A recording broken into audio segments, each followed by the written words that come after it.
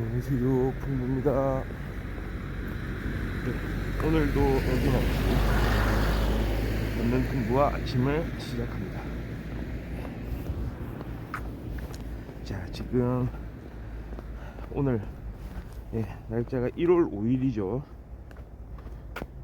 맞습니까? 1월 5일 목요일. 지금 6시 45분 되고 있고요. 기온은 영하 7도 정도. 공기는 살짝 차가운데 바람이 또 잔잔하기 때문에 그다지 춥진 않은 날씨.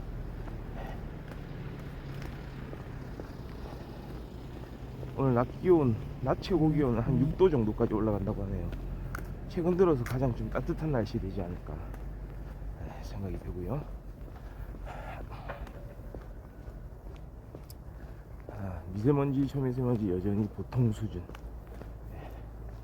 그렇게 좋은 공기 상태는 아니고요.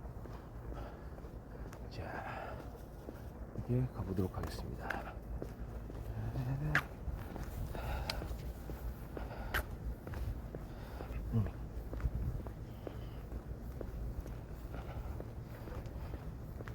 여전히 저는 좀 코막힘 증상이 있긴 한데,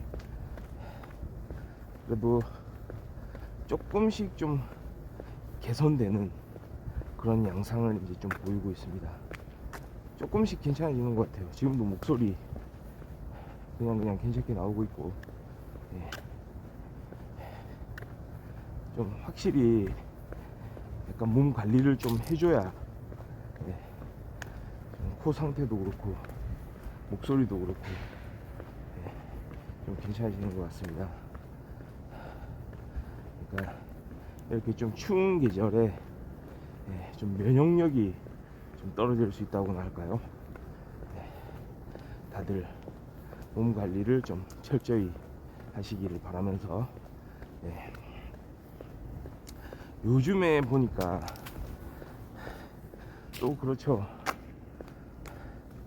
각종 플랫폼마다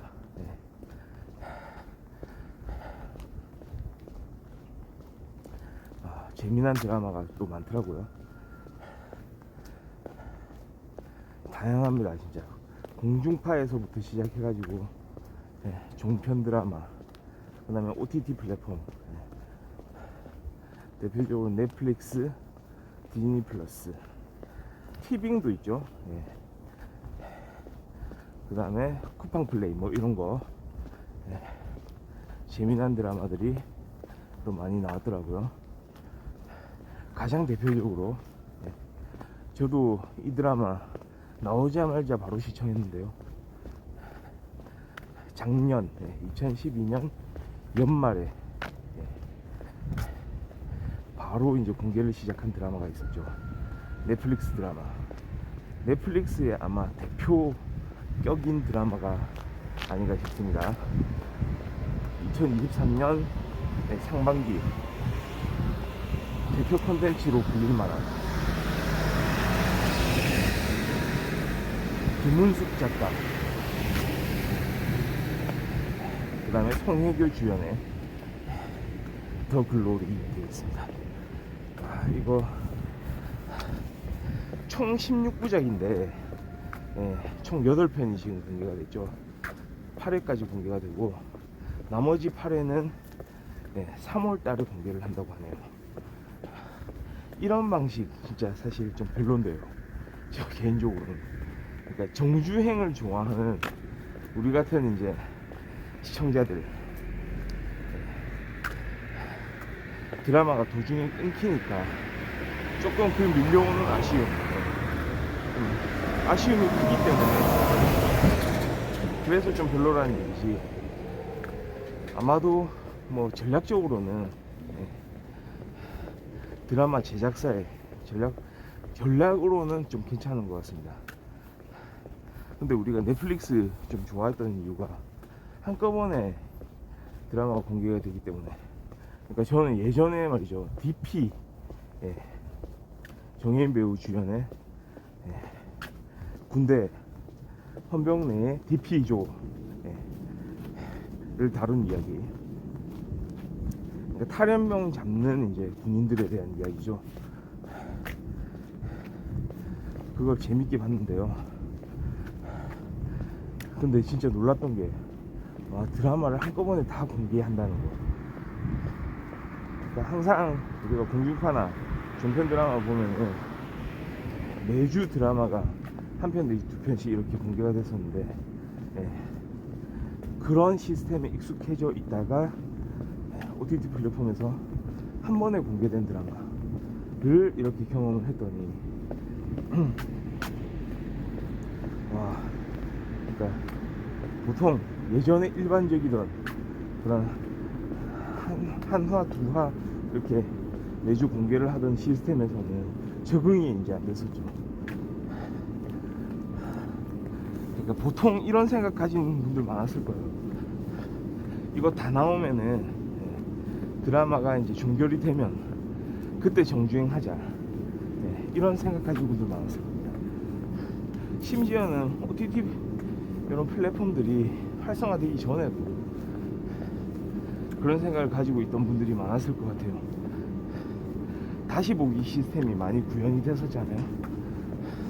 근데 이제 보다 명확해졌죠.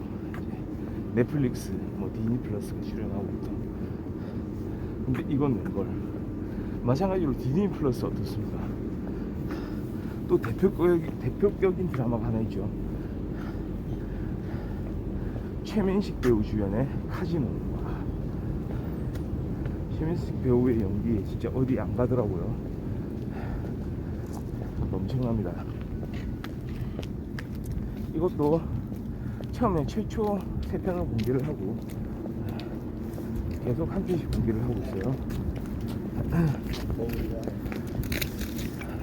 그게 조금 이제 좀 이제는 기다리는 게 조금 또 익숙해질 만도 한데, 옛날에 넷플릭스의 DP라든지 오징어 게임, 그냥 오징어 게임도 한 번에 공개했어요.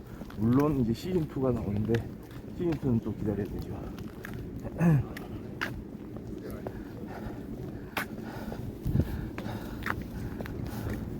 좀 그런 것 같아요. 이제는 또 기다리게 만드는 전략이 또 새로운 전략으로 올라가는 게 있습니다. 넷플릭스의 정책도 많이 바뀌었다고 하잖아요. 원래 광고를 끼워 넣지 않는 게 초창기 넷플릭스의 정신이었는데, 그 넷플릭스의 CEO 리드 히스팅스도 그런 발언을 했다고 하죠. 우리는 광고로 장사를 하지 않겠다, 뭐 이런 발언을 했다고 합니다. 그냥 고객들한테 그런 컨텐츠 자체에 그런 즐거움을 주겠다고, 선사해 주겠다고 이런 이야기를 했던 것 같은데, 전례에 바뀌어서 광고가 끼어 있는 상품, 저렴한 상품이 요즘에 이제 출시가 되고 있죠. 그러니까 그런 거 비슷합니다. 그러니까 뭔가 수익성 면에서 드라마를 이렇게 차츰차츰 공개를 하는 게 도움이 되는 것 같아요. 그러니까 이런 플랫폼들을 보면은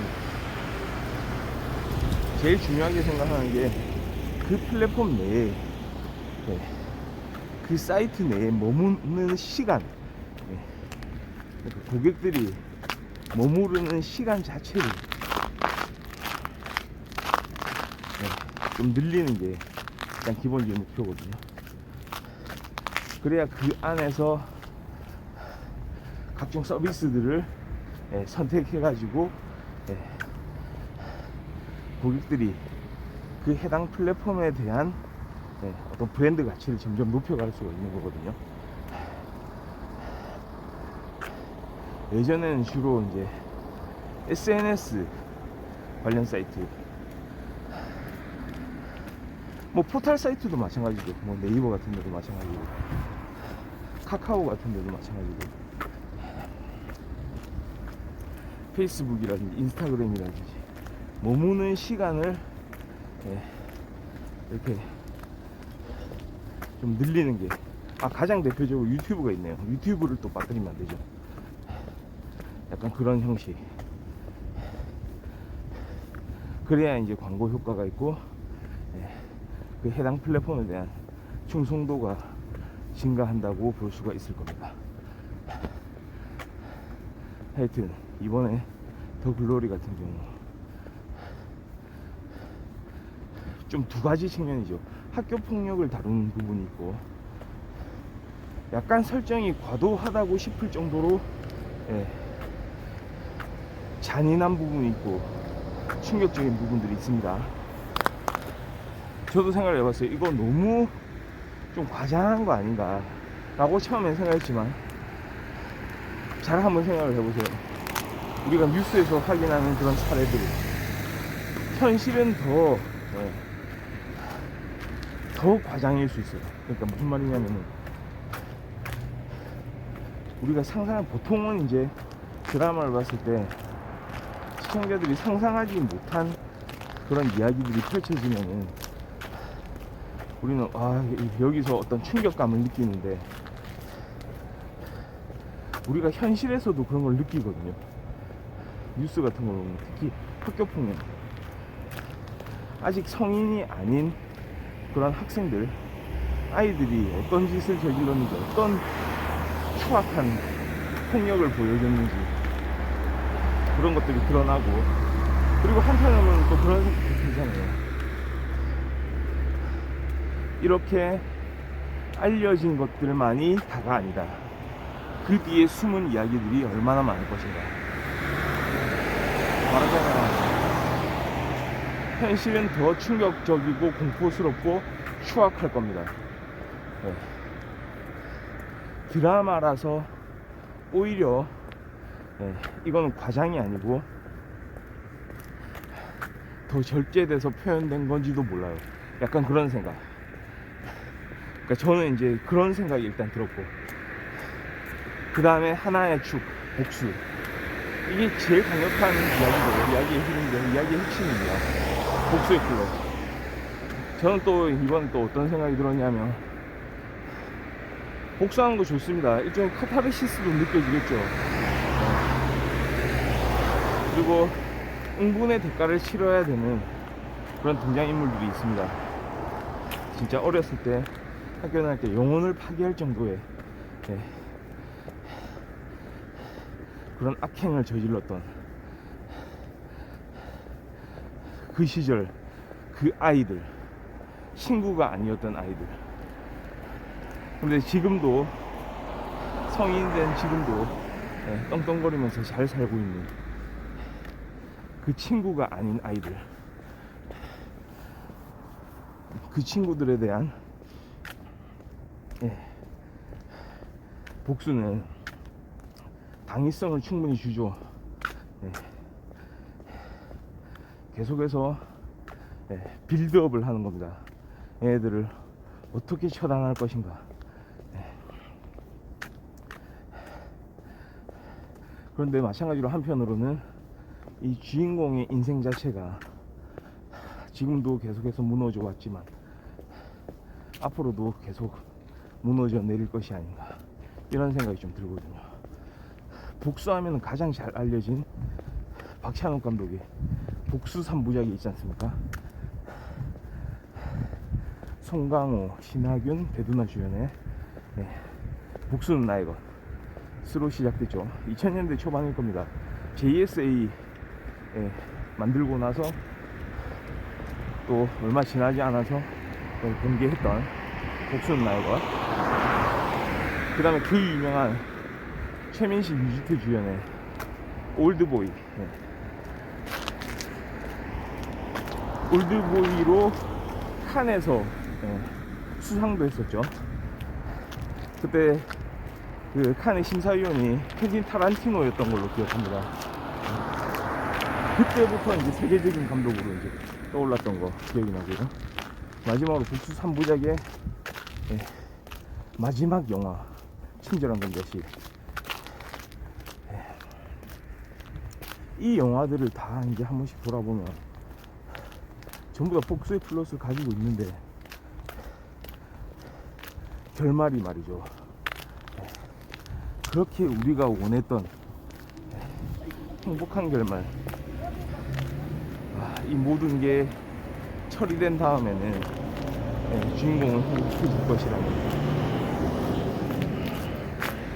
그런 기대는 사실상 이제 져버리는 거거든요.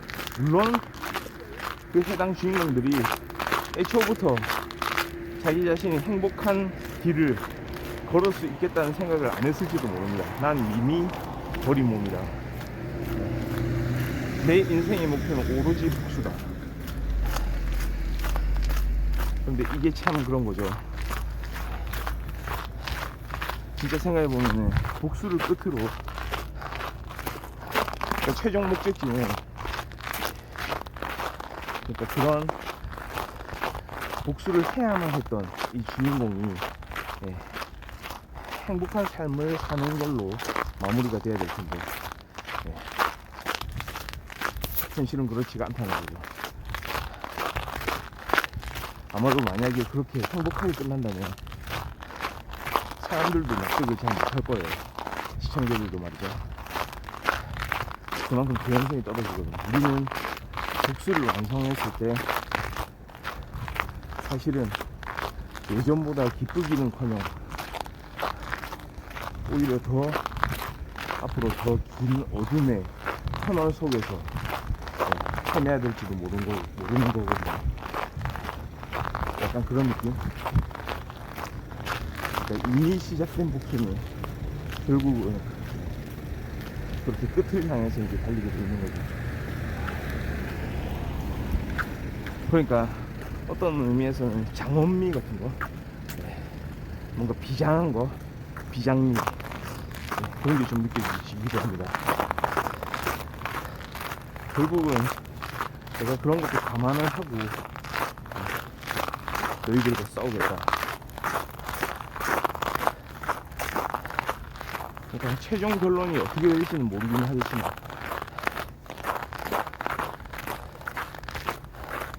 그게 예측이 되거든요.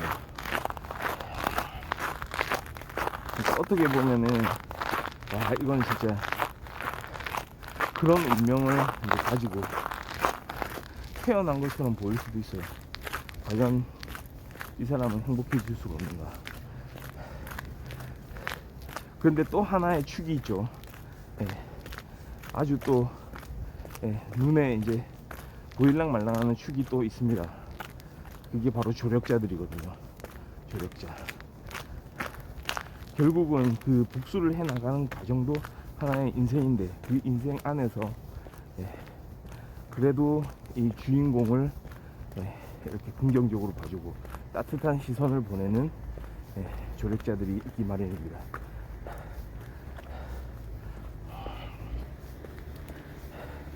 그리고 그들은 사실 이 주인공이 잘 되기를 바라고 사실 이 주인공이 생각하는 그런 이제 미래의 모습을 생각을 했을 때, 상상을 했을 때